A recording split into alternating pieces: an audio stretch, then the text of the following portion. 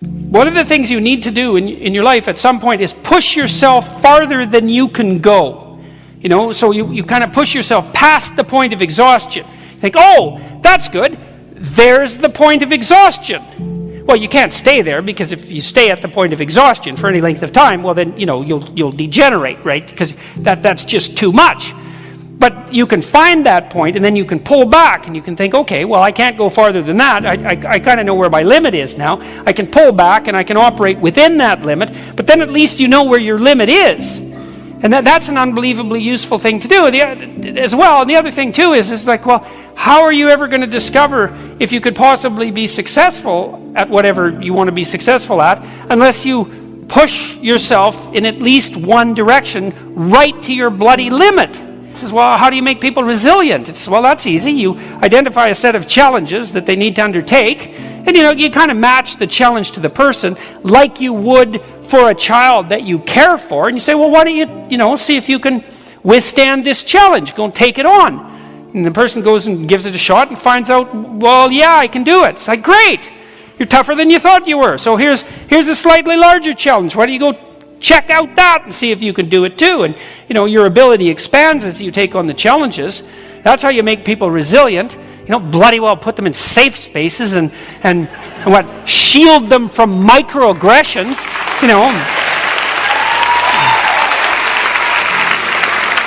I think you only do that if you want to make people weak enough, so that you can make them weak enough so that your ideological, what would you call it? The ideological formulation of victimization and oppression can find a ready target. So you take university students, that's it. You make them as weak as possible and as frightened and timid as they can be, and then they're hungry consumers of your pathological ideology. That's a hell of a thing to do to young people, man. And it's so interesting, because it is exactly the opposite of what you will do with people if you're a clinician who's properly trained and you want to help people become stronger. And, there's like 10 different variants of clinical psychologies: behaviorism and phenomenology and existentialism and humanism and psychoanalysis. There's lots of different schools of psychotherapy, but all the well-developed schools of psychotherapy do share at least one thing in common, and that is that you help people confront things they're afraid of and that they're avoiding, and that makes them stronger. Like that's the fundamental essence of successful psychotherapy, and the reason for that is because that's the fundamental essence of learning. So actually what you're trying to do, it's not like psychotherapists invented how to make people resilient. Obviously not. What they did was observe what made people resilient and formalize it. And what makes people resilient is for them to push themselves up against challenges and become stronger as a consequence of it. You know how it is when something's up and you don't want to think about it? Christ, that's probably, sometimes that's your whole life. It's like, God, something's up. I don't want to think about it. Well, that's interesting that you cannot want to think about something. Because this is what tangled Sigmund Freud up in the idea of repression. Because he kind of thought that you knew what it was that you didn't think about, and then you decided that you weren't going to think about it, which is very paradoxical, because then you have to know and not know at the same time. And that isn't actually how it works. It's more complicated than that. Let's say that you come home from work and you're in a bad mood, and that happens, right? And your wife or your husband or your child or your dog does something that's minor league annoying, and you get all upset about it. And your wife or your kid might say, well, what's up with you? Particularly your wife is likely to say that, or your husband. What's up with you? Like, you're overreacting. I'm not overreacting. It's like, well, you're crabby about something. I'm not crabby about anything. It's like, yeah, you are. Well, what are you crabby about? Well, you don't know. Well, this is an interesting thing, that something can upset you, and you actually don't know what it is. And then, if you're fortunate, the person that you're with will torture you a bunch and make you figure out what you're crabby about. And you won't be happy about that, and sometimes that'll actually result in tears, even when you realize what it is that that's upsetting you, and who the hell wants to go through that? Nobody. And so, you just avoid that. But it's not a good idea. What you want to do is you want to take what you're upset about. This is partly what you do in psychotherapy. So people come to you as a therapist and they're upset. And you want to figure out what they're upset about. And so you say, well, what might you be upset about? And then they guess. And it's like, I like to think about it as laying cards, like maybe the person's got two decks of cards in their hand, and they're laying all the cards out on the table. That's a metaphor. You lay your cards out on the table. And so that's what you do with someone. A person comes to therapy because things aren't going for them the way that they would like them to go, because otherwise why would they be there? But it isn't necessarily obvious why. And so what you have to do is listen a bunch. It's like, well, what's your problem? What do you think your problem is? Well, I don't really know, but I'm not happy. Well, what might your problem be? Let's guess at it, stupidly. Wander around a bit. It's like doing a bad first draft.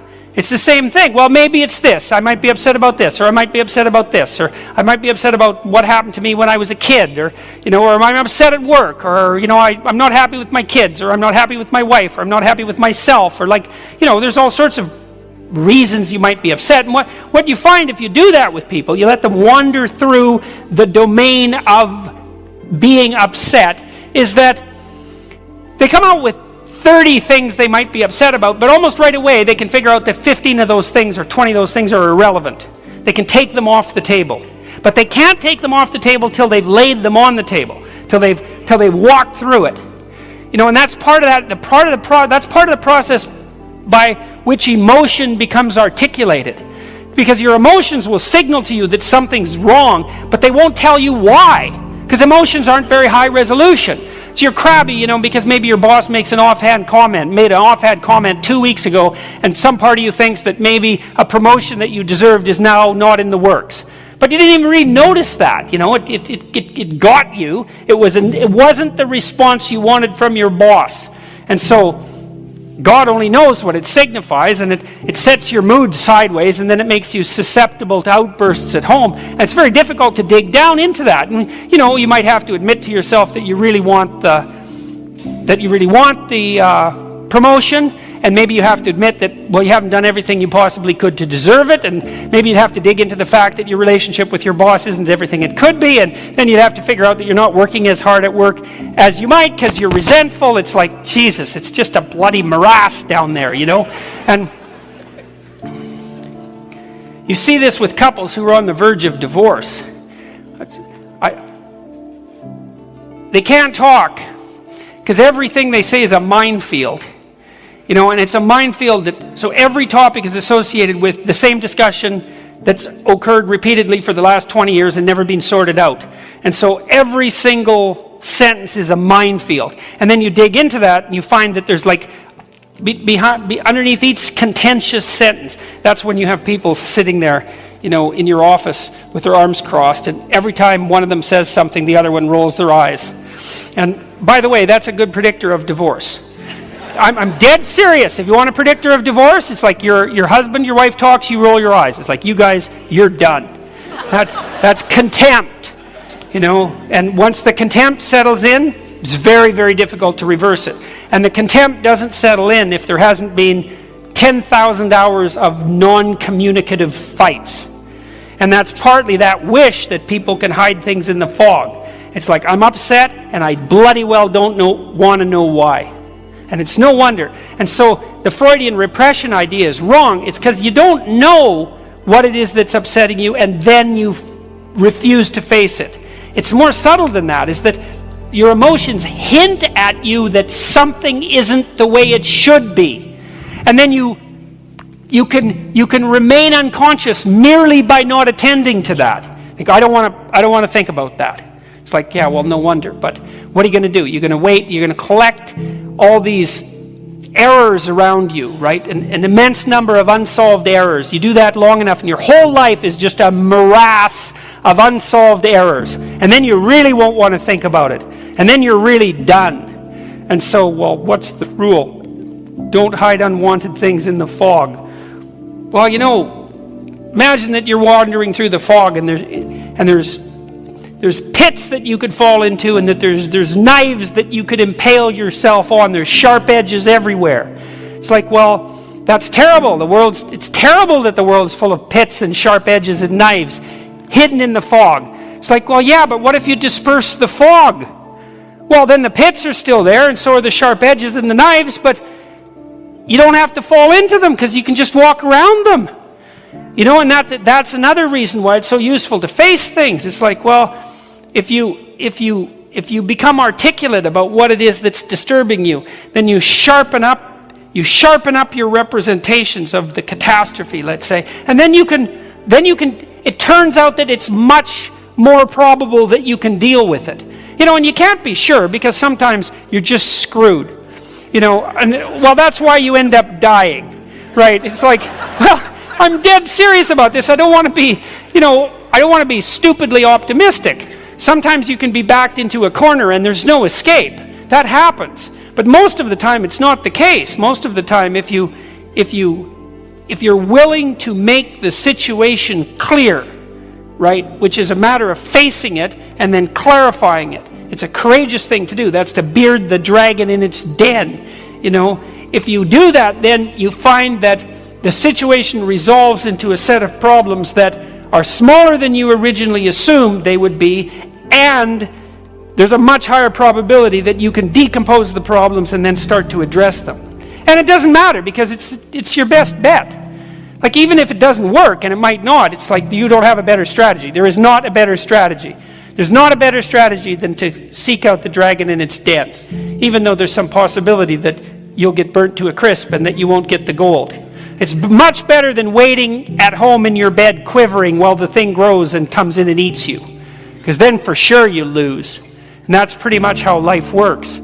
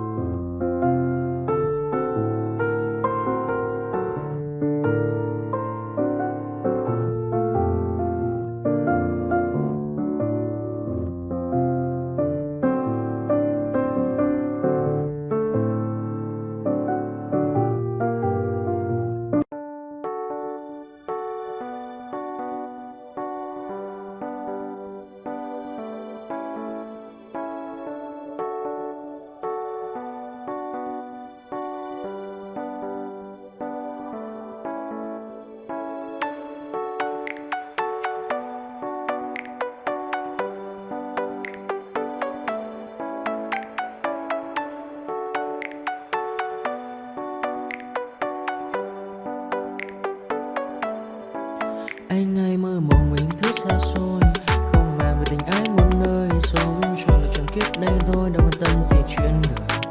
Thế mà lại ngâm tương tư, ông tầm bà mũi xe tơ, đêm nằm trộm nhớ mơ mơ về ai. Thì ra anh yêu rồi, từ ánh mắt nụ cười, từ đôi môi gọi mưa sao xuyến lòng anh. Thì ra mê em rồi, ngày hay đêm ôm lời, chỉ nghĩ đến em thôi, đó là do anh đã yêu rồi, anh đã yêu rồi, anh đã yêu rồi, anh đã yêu rồi, anh đã yêu em mất rồi.